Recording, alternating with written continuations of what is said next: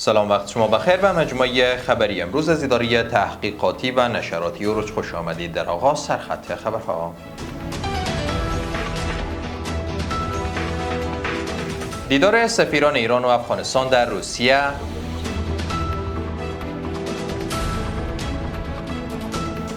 افتتاح و بهره برداری از یک شفاخانه 20 بستر ملکی از سوی شفاخانه صاحبی شوراب مربوط قلوردوی 215 عزم و 49 تن زخمی در پی واژگون شدن یک موتر نو 580 در زابل. امروز سه‌شنبه 13 ماه اسد سال 1405 خورشیدی در ادامه مشروع خبرها.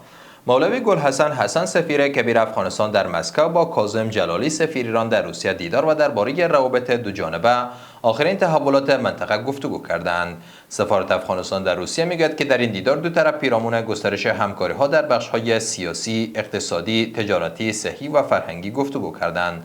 در پایان بر تقویت همکاری‌های قنسولی، تسهیل رفت آمد شهروندان و تداوم هماهنگی و ارتباط نزدیک میان سفارت‌های دو کشور تاکید شد. یک شفاخانه 20 بستر ملکی از سوی شفاخانه صاحبی شوراب مربوط به قلوردوی 215 عزم افتتاح و به بهره برداری سپرده شد. مسئولان در این مراسم گفتند که این شفاخانه برای بیماران عاجل از جمله زخمیان رویدادهای ترافیکی در مسیر شارع قندهار هرات از ولسوالی دلارام نیمروز تا ولسوالی گرشک هلمند خدمات صحی ارائه خواهد کرد. وزارت دفاع 36 خانه برای زلزله زدگان کنر ساخت. وزارت دفاع میگوید که 36 خانه مسکونی را برای خانواده‌های آسیب دیده از زلزله در ولسوالی نورگل ولایت کنر ساخته و به بهره برداری سپرده است. این خانه‌ها در ساحه مزاردره این ولسوالی با هزینه 33.6 میلیون افغانی و در مدت 6 ماه ساخته شده‌اند.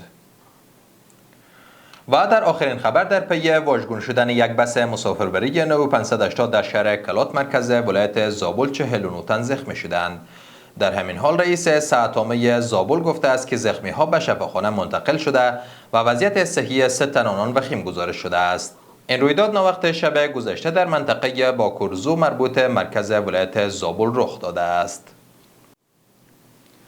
جهان سپاس از توجه و همراهیتان. برای تازه‌ترین های افغانستان، منطقه و جهان ما را در شبکه‌های اجتماعی دنبال نمایید.